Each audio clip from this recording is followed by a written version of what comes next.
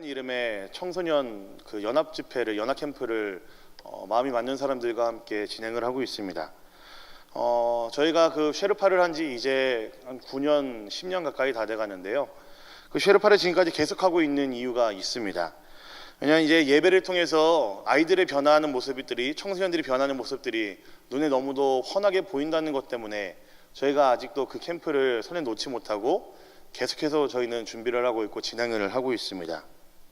그리고 이제 청소년들의 그 변화를 보면서 진행하는 우리 교역자들, 그리고 함께 그 자리에 있는 우리 청년 선생님들 또한 함께 은혜를 받는다는 것 때문에 저희가 그 매력에 빠져서 그 맛을 알아보려기 때문에 그 쉐르파라는 청소년 연합 캠프를 저희가 포기하지 못하고 매년 1회 아니면 2회씩 진행을 하고 있습니다.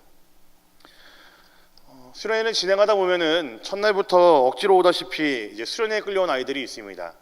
분명히 그런 아이들이 있겠죠. 교회에 오기 싫은데 억지로 끌려오는 아이들, 수련회 역시도 마찬가지입니다. 부모님이 중직자이기 때문에 억지로 끌려온 아이들도 분명히 있고요. 혹은 담당 교역자가 굉장히 카리스마가 넘치는 사람이어가지고 이제 와라 하는 그 한마디 때문에 오게 되는 청소년들도 분명히 있습니다. 그 강력한 교역자의 한마디에 거부할 수 없어 오는 청소년들도 분명히 많이 있습니다.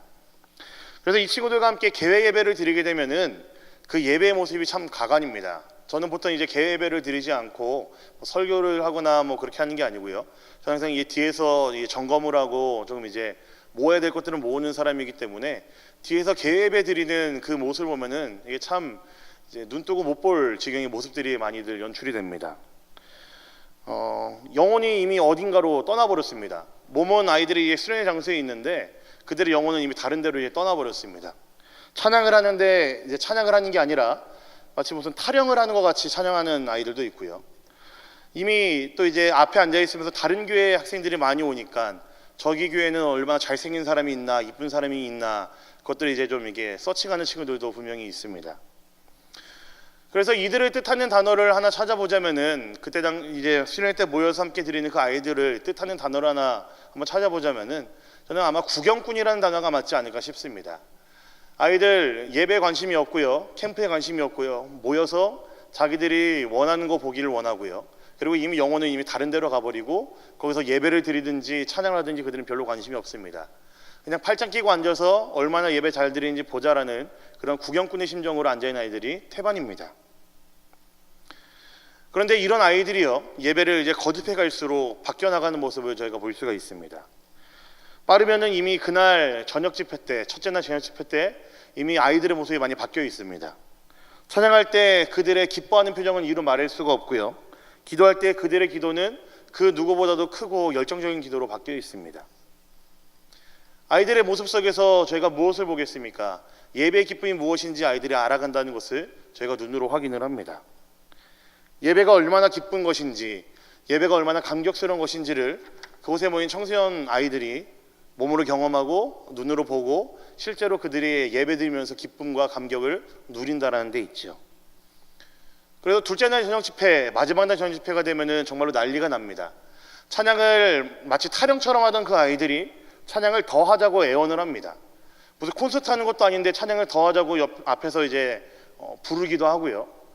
기도 가만히 서서 이제 찬양도 겨우 하던 아이들이 자기들이 그 찬양의 가사에 흠뻑 젖어서 손을 들고 찬양을 하기도 하고 찬양의 가사 가운데 그대로 고백을 나누면서 눈물을 흘리기도 하고 그 자리에 찬양하던 중에 무릎을 꿇고 기도하기도 합니다. 그래서 이 아이들의 모습, 변화되어가는 아이들의 모습을 통해서 저희가 확신할 수 있는 바는 예배의 능력은, 예배의 기쁨은 세상에 있는 그 무엇과도 바꿀 수가 없을 정도로 크고 귀하다는 데 있죠. 아이들의 모습을 통해서 저희 어른들도 교역자들도 예배의 기쁨이 얼마나 큰지를 똑같이 누립니다. 아이들의 모습을 통해서 구경꾼이 아니고 예배자가 됐을 때 그 아이들의 모습을 통해서 예배가 얼마나 귀한 것인지를 저희들도 같이 경험을 하게 됩니다. 그렇다면 질문 한 가지 드리도록 하겠습니다. 그렇다면 지금 이 자리에 앉아 계신 우리 성도님들은 어떠십니까? 지금 예배자의 모습으로 이 자리에 앉아 계십니까? 아니면 구경꾼의 모습으로 이 자리에 앉아 계십니까? 우리는 무수히 많은 예배를 드리고 있고 그리고 무수히 많은 예배를 드리기를 원하지만 사실 예배자의 모습보다는 구경꾼의 모습을 가지고 자리에 앉아있을 때가 많지는 않습니까? 오늘 우리가 읽은 이 말씀에서는 예배의 구경꾼이었던 사람이 한 사람이 등장을 합니다. 그의 이름은 바로 미갈입니다. 그녀는 철저히 예배의 구경꾼이었기 때문에 예배의 감격과 예배의 기쁨을 누리지 못했던 사람입니다. 그리고 이 미갈과는 반대로, 구경꾼이었던 미갈과는 반대로 정반대의 사람도 등장을 합니다. 우리가 잘 알고 있는 다윗이 바로 그런 사람입니다. 다윗은 미갈처럼 구경꾼이 아니었고요, 다윗은 예배자였습니다. 예배자와 구경꾼, 그리고 다윗과 미갈의 모습을 우리가 비교해 보면서 우리가 가져야 될 예배의 모습이 무엇인지를 이 시간 함께 살펴보고자 합니다. 오늘 말씀의 이해를 위해서 오늘 우리가 읽은 말씀의 배경을 잠시 이야기하고 넘어가야 될 필요가 있습니다. 이스라엘이라는 민족, 이스라엘이라는 나라에게 있어서 가장 중요한 것이 한 가지 있다고 한다면은 그것은 바로 언약궤라는 것입니다. 언약궤는 다른 것이 필요 없고요, 하나님의 임재의 상징 그 자체가 바로 언약궤 하나에 있었습니다. 그래서 이스라엘 백성들이 광야 생활을 할 때에 항상 이들은 이제 이동 생활을 해야 됐고 천막 생활을 해야 됐기 때문에 그들은 그 많은, 장정만 200만이라고 했을 때 그 많은 수가 이동을 해야 됐고 행군을 했어야 됐기 때문에 그들에게 어떤 순서와 규칙이 있었습니다. 그냥 우후죽순으로 어디 갑시다 그랬고 우르르 썰물처럼 이게 밀려나가는 것이 아니기 때문에 하나님께서는 모세를 통해서 그들에게 어떤 순서로 나아가야 되는지, 행군해야 되는지, 행진해야 되는지를 가르치셨습니다.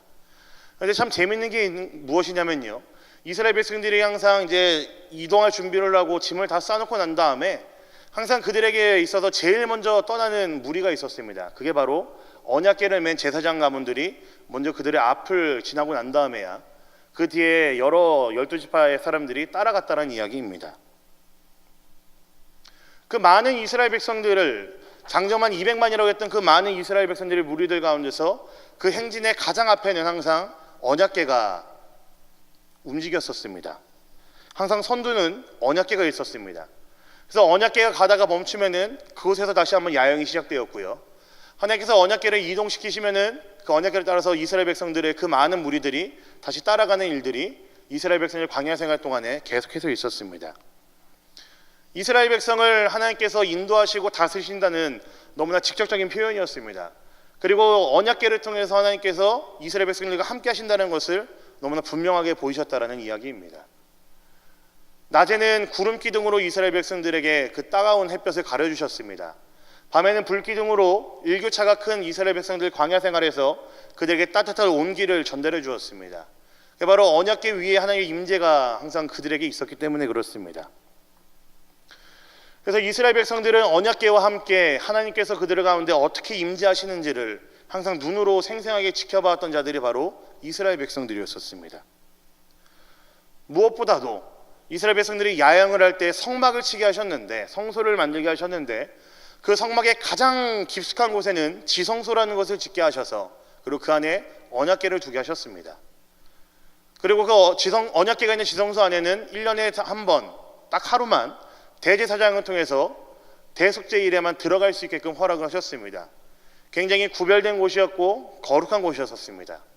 하나님의 임재가 그곳에 있었기 때문에 이스라엘 백성들은 그 언약궤를 보면서 딴 마음을 품을 수가 없었고, 그 언약궤를 보면서 아, 하나님이 우리 안에 정말로 계시는구나 라는 것을 이스라엘 백성들은 항상 눈으로 보면서 그렇게 살아왔던 자들이었습니다. 이것이 바로 이스라엘이라는 나라, 이스라엘이라는 민족에 있어서 언약궤가 상징하는 것이었습니다. 엄청난 하나님의 임재의 상징입니다. 자신들이 하나님의 백성임을 알게 해주는 너무나 분명한 표시가 바로 언약궤였습니다. 그런데 이 언약궤를, 이 이스라엘 백성들이 애지중지하던 이 언약궤를 빼앗겼습니다. 이스라엘이 제대로 된 나라의 형태를 갖추기 전에 엘리와 그의 두 아들 홈리와 비느하스 시대에 이 블레셋이라는 나라와 전쟁을 하다가 이스라엘 백성들은 언약궤를 빼앗겼습니다. 이유는 간단합니다. 그들은 하나님의 임재의 상징인 언약궤를 그저 그들의 부적 취급을 했기 때문에 하나님께서는 그들에게서 언약궤를 뺏어 놓으셨습니다. 하나님께서는 이스라엘의 이 행위를 도저히 받으실 수가 없었습니다. 그들을 도저히 용서할 수가 없었기 때문에 하나님께서는 이스라엘 백성들에게 당신의 임재의 상징인 언약궤를 뺏으셔서 이방 나라인 블레셋의 손에 넘기셨었습니다. 오늘 말씀은 바로 블레셋에게 빼앗겼던 이 언약궤를 다시 한번 이스라엘로 갖고 돌아오면서 생기는 일들이 일어나는 것이 바로 오늘 말씀의 배경입니다. 이스라엘이 그동안 잃어버렸던 하나님의 임재의 상징이었던 언약궤를 돌려받는 순간입니다. 아마 다윗이 30세의 왕위에 오르고 난 이후에 헤브론이라는 곳에서 7년 반 정도 그가 이제 다스렸다고 성경은 기록되어 있습니다. 그리고 그 이후에 언약궤를 돌려받은 사건이 기록된 것을 보면은 아마 언약궤는 이스라엘 백성들은 꽤나 오랜 시간 빼앗긴 상태였을 것입니다. 이스라엘 안에는 아마 꽤나 오랜 시간 동안 언약궤가 없었을 것입니다. 이 하나님의 임재의 상징이었던 언약궤가 몇십 년 만에 이스라엘 땅으로 돌아오게 되는 순간입니다. 이 언약궤가 다시 돌아올 때에 다윗의 모습이 어땠는지 오늘 말씀은 이렇게 기록하고 있습니다. 오늘 말씀 12절 말씀 함께 보도록 하겠습니다. 오늘 말씀 12절입니다. 함께 보겠습니다. 시작. 어떤 사람이 다윗 왕에게 아뢰어 이르되 여호와께서 하나님의 궤로 말미암아 오벳에돔의 집과 그의 모든 소유에 복을 주셨다 한지라. 다윗이 가서 하나님의 궤를 기쁨으로 메고 오벳에돔의 집에서 다윗성으로 올라갈세. 우리 또 14절 15절 말씀을 보겠습니다. 시작. 다윗이 여호와 앞에서 힘을 다하여 춤을 추는데 그때에 다윗이 배에 에봇을 입었더라. 다윗과 온 이스라엘 족속이 즐거이 환호하며 나팔을 불고 여호와의 궤를 메어오니라. 언약궤가 다시 돌아올 때 다윗의 모습 어떠했다고 기록하고 있습니까? 12절에서 보면은 기뻐했다라고 기록을 하고 있죠. 14절에 보면은 힘을 다하여 메고 왔다라고 기록을 하고 있습니다. 15절에는 즐거이 환호했다라고 기록이 되어 있습니다. 예배가 무엇입니까? 하나님의 임재를 느끼면서 그 앞에서 반응하는 것이 우리는 예배라고 합니다. 언약궤가 다시 돌아올 때 다윗의 반응을 본다면은 우리는 이것을 예배로 봐도 전혀 틀리지가 않습니다. 언약궤, 하나님의 임재의 상징인 그 언약궤가 이스라엘에게 다시 돌아올 때에 다윗의 모습을 본다면은 이게 바로 예배의 모습이어야 되는구나라고 우리가 생각해도 전혀 틀리지가 않습니다. 예배, 하나님의 임재를 느끼면서 우리가 그 앞에서 마땅히 드려야 되는 우리의 표현이 바로 우리는 예배라고 합니다. 하나님의 임재를 느끼면서 그 앞에 무릎을 꿇는 것, 찬양을 하는 것, 그 앞에 겸손한 마음으로 말씀을 듣기 위해 앉아있는 것, 이것을 우리는 예배라고 하지요. 근데 다윗의 모습은 하나님의 그 임재를 기대하면서 그는 소리를 질렀고 찬양했고 춤을 췄고 그리고 그는 힘을 다하여서 그 모든 것들을 즐겼다라고 기록이 되어 있습니다.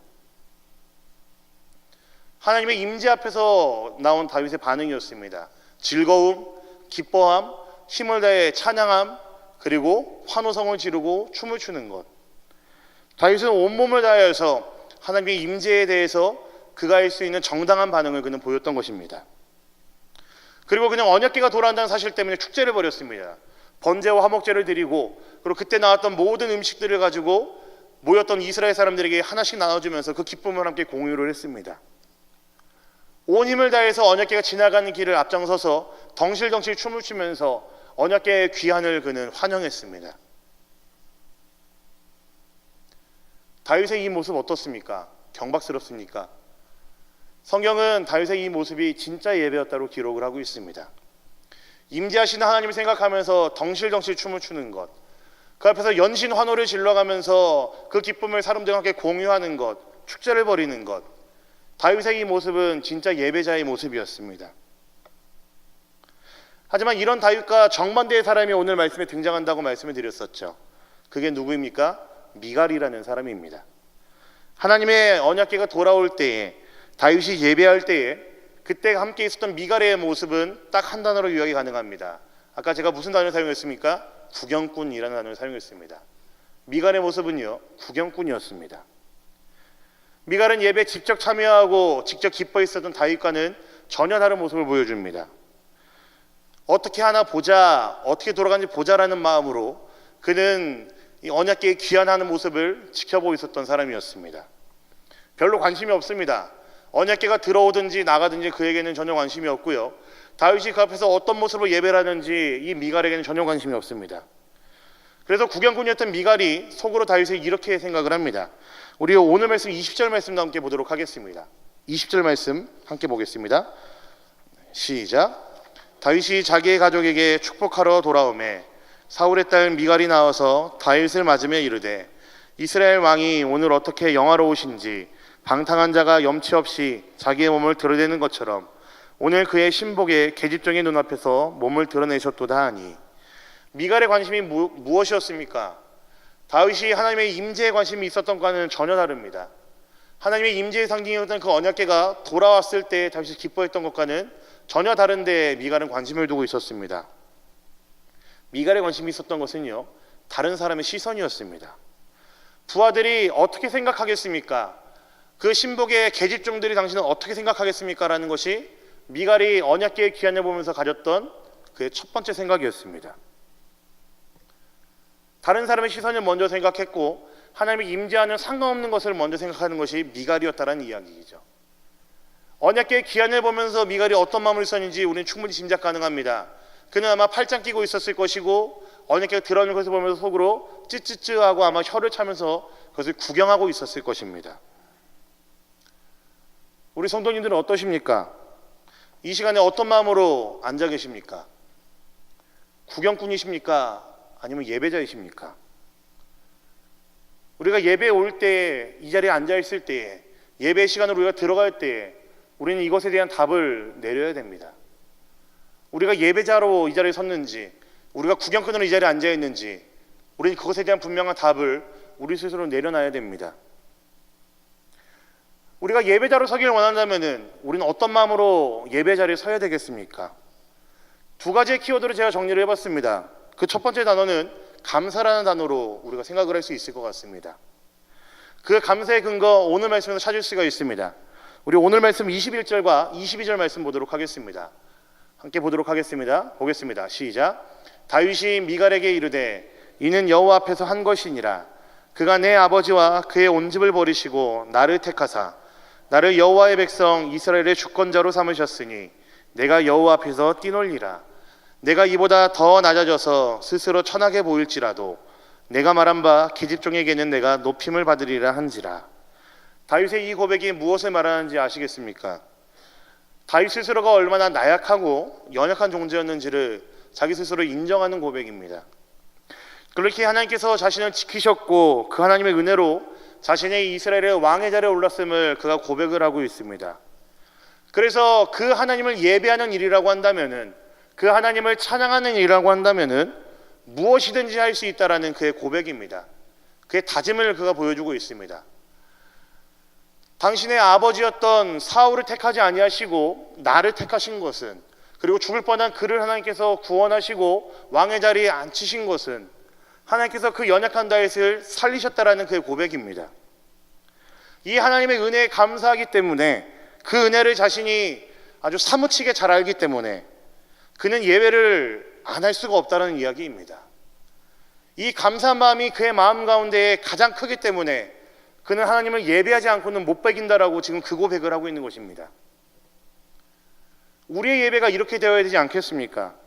나를 구원해 주신 하나님의 그 은혜 앞에 당연히 그리고 마땅히 우리는 나아가야 됩니다. 한번 생각해 보십시오. 저는 제가 지금도 예수를 만나지 않았다고 생각하면은 저의 삶은 지금도 저는 생각하면 아찔합니다. 내가 예수를 안 만났고 내가 예수를 경험하지 않았고 내가 저 영원한 하나님 나라의 복을 선물 받지 않았으면은 내가 지금 어떻게 살았을까 생각하면요, 이 삶이 다 끝나고 난 다음에 내 앞으로의 모습이 어떨지 생각하면은 저는 지금도 제 모습이 아찔합니다. 우리가 드리는 예배, 하나님의 임재하심 앞에서 온전히 반응하는 거라고 말씀드렸는데, 우리가 은혜로 받은 그 구원 생각하면은 감사한 마음이 우리에게 있지 않습니까? 우리가 예배를 드린다고 할 때에 이 감사함으로 나아가지 않는다면은 우리의 예배는 아마 헛것이겠죠.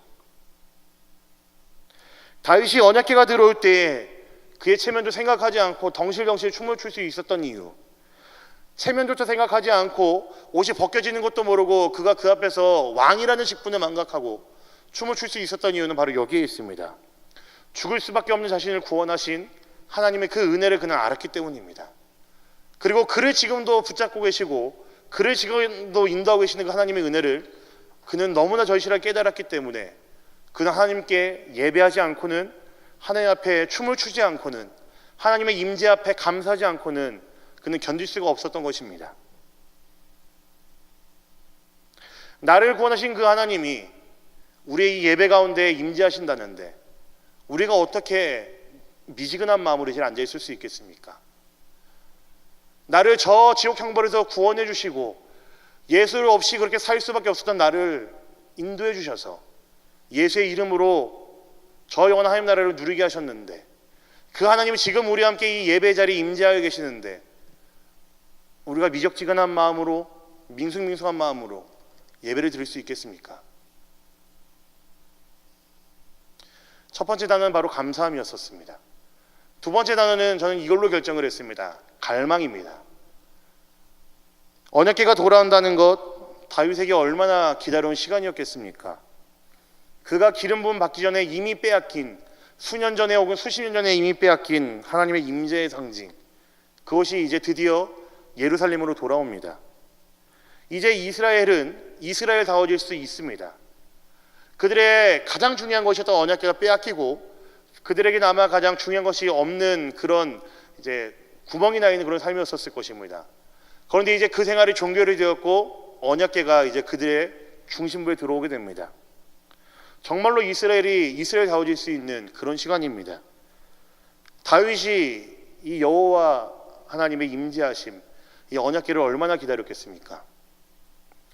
우리가 다윗의 신앙이 아름답다고 얘기할 수 있는 것은 그의 거룩함에 있지 않습니다.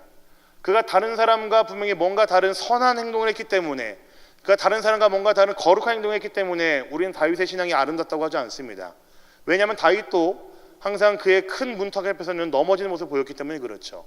그도 우리와 똑같은 사람이었습니다. 연약한 인간이었고요, 그는 우리와 똑같이 죄 지을 수밖에 없는 그런 인간이었습니다.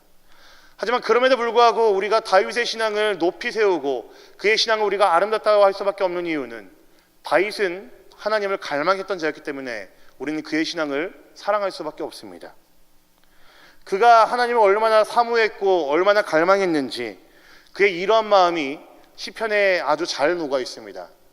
그는 항상 제단에 올라가기 전에 시를 부르면서 하나님을 갈망하는 마음을 고백을 했고요, 하나님을 얼마나 사랑하는지 다윗은 항상 그의 시를 통해서, 고백을 통해서 항상 그의 마음을 담아냈습니다. 우리 시편 42편 1절과 2절 말씀 보면은 다윗이 하나님을 얼마나 갈망했는지 이 시편에 담겨 있습니다. 우리 시편 42편 1절 2절 말씀 같이 보도록 하겠습니다. 같이 보겠습니다. 시작. 하나님이여, 사슴이 시냇물을 찾기에 갈급한 같이 내 영혼이 주를 찾기에 갈급하니이다. 내 영혼이 하나님 곧 살아계신 하나님을 갈망하나니 내가 어느 때에 나아가서 하나님의 얼굴을 배울까. 다윗의 마음이 여기에 너무나 깊게 녹아져 있습니다. 목마른 사슴이 물을 마셨을 때 느끼는 그 기쁨, 얼마나 기쁘겠습니까? 제가 여기에 어른들 계신 데서 할 말은 아니지만요, 제가 어렸을 때는 콜라나 음료수를 너무너무 좋아했었거든요, 목이 마르면은. 근데 이제 조금 제가 그때보다 나이를 더 먹고 나니까 이제 정말로 목이 마르고 정말로 더울 때는 시원한 물 한 잔이 제일 좋더라고요. 내 안에 느끼던 그 해갈이 물 한 잔을 통해서 해결될 때에 내가 그 물 한 잔을 먹기 위해서 얼마나 발버둥을 치는지, 그 물 한 잔을 먹으려고 얼마나 내가 사무치는지, 그 물 한 잔을 받아 먹을 때 우리는 그 기쁨을 누릴 수가 있습니다. 다윗은 항상 하나님 앞에 이런 마음으로 섰습니다. 하나님을 갈망했고 하나님을 찾기를 그는 항상 기대했었고 하나님이 그와 만나는 것을 그는 항상 사모했었던 사람입니다. 우리 성도님들 집에 계시면은, 집에서 쉬고 계시면은 이렇게 3일에 한번 와서 드리는 이 예배 기다려지십니까? 어떻게든 집에 계시면은 좀 쑤시고 예배 드리러 가고 싶으셔서 엉덩이가 혹시 들썩들썩 거리십니까? 내가 어떻게든 교회 한번 가봐야지, 내가 어떻게든 교회 가고 기도 좀 더 하고 와야지, 이런 마음으로 집에서 쉬고 계십니까? 우리가 예배의 기쁨을 알고 예배를 갈망하는 마음으로 드린다는 것을 안다면은 우리의 모습이 사실 이렇게 되어야지 정상 아니겠습니까? 집에서 쉬고 있어도 예배가 항상 그리워야 되고, 집에서 쉬고 있어도 항상 교회 와서 함께 믿음의 형제와 자매들과 함께 예배 드리는 것을 우리가 더 사모하고 더 사무쳐야 되지 않겠습니까? 우리가 드리는 이 예배가 그냥 우리의 친목회가 아닌 이상, 단합대회가 아닌 이상, 하나님이 임재하시고 우리를 구원하신 하나님께서 우리를 기다리신다는 그 자각이 있다면은 우리가 드리는 이 예배를 우리는 갈망해야 되지 않겠습니까? 다윗이 하나님 앞에 나아갔을 때 가졌던 마음, 바로 갈망하는 것이었습니다. 그 은혜를 사무치게 그리워했고 그 은혜를 너무나 그는 기대했었고 하나님께서 임재하실 때 줄 수 있는 그 기쁨을 그는 정말로 원했던 사람입니다. 우리가 예배 자리로 나올 때에 예배 자리에서 가져야 되는 마음이 바로 이런 마음이라는 이야기입니다.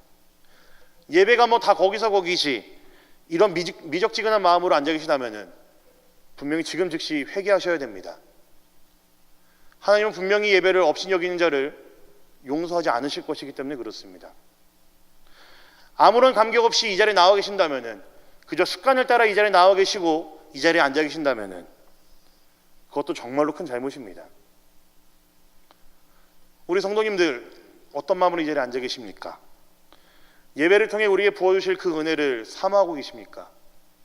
그 은혜를 갈망하고 계십니까? 우리가 드리는 예배를 기다리셔야 됩니다. 우리가 드리는 예배가 기다려져야 됩니다. 우리가 드리는 이 예배를 우리는 갈망해야 됩니다. 다윗과 미갈의 이 상반된 모습을 보면서 예배자와 구경꾼의 모습을 우리가 짧게나마 살펴보았습니다. 이곳에 보면 우리 모든 성도님들, 우리는 구경꾼이 아니라 우리는 예배자로 이 자리에 선 사람들입니다. 남녀노소 구분 없이 우리 주님께서는 당신의 십자가로 구원한 우리 모두를 예배자로 부르셨습니다. 너무나 분명한 사실입니다. 우리 모두가 다 예배의 사명을 가지고 예배의 기쁨을 가지고 이 자리에 섰다는 것은 너무나 분명한 사실입니다. 혈기왕성한 청년들이 드리는 예배만 기쁜 것이 절대로 아닙니다. 연세가 높으신 장로님, 권사님들부터 아주 어린 자녀들에 이르기까지 우리의 예배는 기쁠 수밖에 없습니다. 내가 얼마나 나약하고 연약한 자였는지, 이런 나를 부르시고 구원하신 그 하나님의 은혜를 우리가 안다면은, 그 하나님의 은혜가 내 안에 정말로 펄쩍펄쩍 살아 숨쉬고 있다고 한다면은, 우리의 예배는 이 자리에서 감사로 넘칠 수밖에 없고, 우리의 예배는 이 자리에서 기쁨으로 넘칠 수밖에 없습니다. 이 자리에서 우리가 아무런 기대 없이 앉아 있다는 것, 그저 팔짱 끼고 앉아서 어디 오늘은 무슨 설교를 하는지 들어보자라는 식으로 예배를 드리는 것만큼 죄악된 것은 없다는 것을 기억하십시오. 왜냐하면 하나님께서는 우리를 예배자로 부르셨는데 이 자리를 그때 갈망하게 하셨고, 그 누구보다도 이 예배를 기대하게 하셨기 때문에 우리는 예배를 사모해야 됩니다. 누구의 설교가 좋고 나쁜 것은 나중 문제입니다.